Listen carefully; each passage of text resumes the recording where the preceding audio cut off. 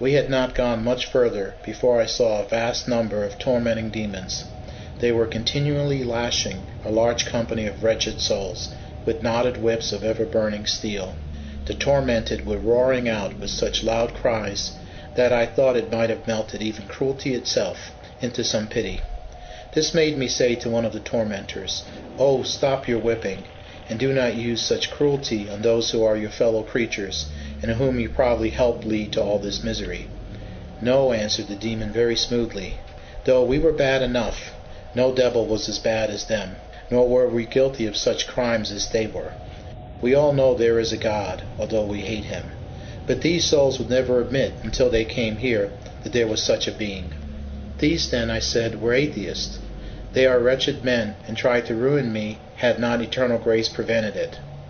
I had no sooner spoken than one of the tormented wretches cried out, "Surely I know that voice. It must be John." I was amazed to hear my name mentioned, and therefore I answered, "Yes, I am John, but who are you?" To this he replied, "I once knew you well upon the earth, and had almost persuaded you to be of my opinion. I am the author of that celebrated book entitled Leviathan." "What? The great Hobbes?" said I. "Are you come here?" "Alas," replied he, "I am that unhappy man indeed. But I am so far from being great that I am one of the most wretched persons in all these dirty territories. For now I know there is a God. But oh, I wish there were not, for I am sure he would have no mercy on me. Nor is there any reason that he should. I do confess I was his foe on earth, and now he is mine in hell. It was that proud confidence I had in my own wisdom that has so betrayed me. Your case is miserable, and yet you admit that you suffer justly. For how industrious were you once to persuade others, and try to bring them to the same damnation. No one can know this better than I, as I was almost taken in your snare, to perish forever. It is that," said he, "that stings me to the heart, to think how many will perish by my influence. I was afraid when I first heard your voice that you had also been cast into hell.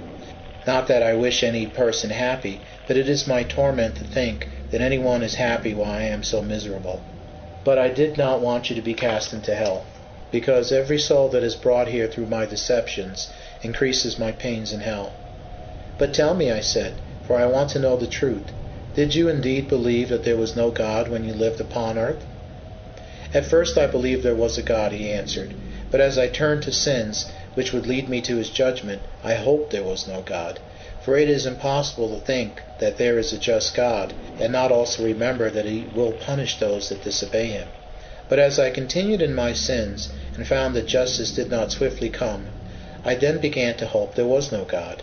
From these hopes I began to frame ideas in my own mind that would justify what I hoped. My ideas framed a new system of the world's origins that excluded from it the existence of God. At last I had found myself so fond of these new theories that I decided to believe them and convince others they were true. But before this, I did find several checks in my own conscience. I felt that I could be wrong, but I ignored these warnings. Now I find that these checking thoughts that might have helped me then are here the things that most of all torment me. I must confess that the love of sin hardened my heart against my Maker. It made me hate him first, and then deny his being. Sin that I so proudly embraced has been the cursed cause of all this woe. It is the serpent that has stung my soul to death. For now I find, in spite of my vain philosophy, there is a God. I have also found that God will not be mocked, although it was my daily practice in the world to mock at heaven and all that is sacred. For this was the means that I found very successful to spread abroad my cursed ideas. For anyone that I could get to ridicule the truths of God, I looked upon as becoming one of my disciples. But now these thoughts are more tormenting to me than the sufferings I endure from these whips of burning steel. Sad indeed, I said, see what almighty power can inflict on those that violate his righteous law. I was making some further comments when the relentless fiend who had been tormenting them then interrupted me. Now you see what sort of men they were in the world. Do you think they deserve their punishment now? To which I answered, doubtless it is the just reward of sin that they suffer, and which you will suffer also. For you, as well as they, have sinned against the ever-blessed God, and for your sin you shall suffer the just vengeance of eternal fire. Nor is it any excuse to say, you never doubted the being of a God. For though you knew there was a God, yet you rebelled against him. Therefore you shall be justly punished with everlasting destruction from the presence of the Lord. To this the fiend replied, It is true, we know we shall be punished, as you say. But if you say that mankind should have pity shown them, because they fell through the temptations of the devil, it is the same case with me and the rest of the inferior spirits. For we were tempted by the bright sun of the morning to rebel with him. And therefore, though this multiplies the crimes of Lucifer, it should lessen that of the inferior spirits. To this my bright conductor replied with an angry countenance, O you apostate, wicked, lying spirit! Can you say those things and see me here? You know that it was your proud heart that made you rebel with Lucifer against the blessed God who had created you with glory. But since you proudly exalted yourself above your blessed Creator and joined with Lucifer, you are justly cast down to hell. Your former beauty has changed to your horrible present form as the just punishment of your rebellious pride. To this the apostate spirit replied, Why do you invade our territories and come here to torment us before our time? And when he had said this, he slipped away as if he did not want to have an answer. After he was gone, I said to my guardian angel that I had already heard about the fall of the apostate angels, but wanted to know more about what happened. To this my guide answered me, When you have finished your earthly life and return to heaven, you shall learn many things that you are not yet ready to understand. In your present state, do not desire to learn more than what is written in the Scriptures. It is enough to know the angels sinned, and for this sin were cast down to hell. But how pure spirits could have a thought arise in their hearts against the eternal purity that first created them is what you are not capable of understanding.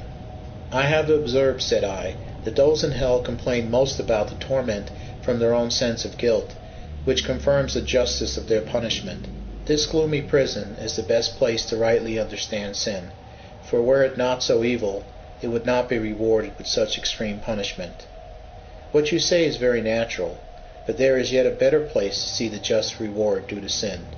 That place can be seen when you behold the blessed Son of God upon the cross. There we may see the terrible effects of sin. There we may see all of its true evil. For all the sufferings of the damned here are but the sufferings of beings created, but on the cross you see a suffering God. Surely, said I, did justice and mercy triumph and kiss each other in that fatal hour? For justice was fully satisfied in the cross in the just punishment of sin, and mercy triumphed and was pleased there because salvation for poor sinners was completed. O eternal praises to his holy name forever, and that his grace has made me willing to accept his salvation and become an heir of glory. For I remember that some of those lost wretches here have lamented that when salvation had been offered to them, they had refused it. It was therefore grace alone that helped me to accept it. At this point my shining guardian told me that he must bring me back to the earth again, and leave me there until it was my time to enter my heavenly reward. Come, he said, let us leave this place of sorrow and horror to the possession of their black inhabitants. In a very little space of time I found myself again on earth. I was left at the very place where the angel had met me, when I had been thinking about committing suicide through the temptations of the devil, who had tried to persuade me that there was no God. How I returned there I do not know, but as soon as I was back there, the bright angel who had been my conductor said, John, I must go now. I have another ministry to complete. Praise him that sits upon the throne forever, who has all power in heaven, earth, and hell. Praise him for all the wonders of his love and grace that have been shown you in so short a time. As I was going to reply, the shining angel disappeared and I was left alone. I spent some time considering the amazing things I had seen and heard, and then knelt down and prayed.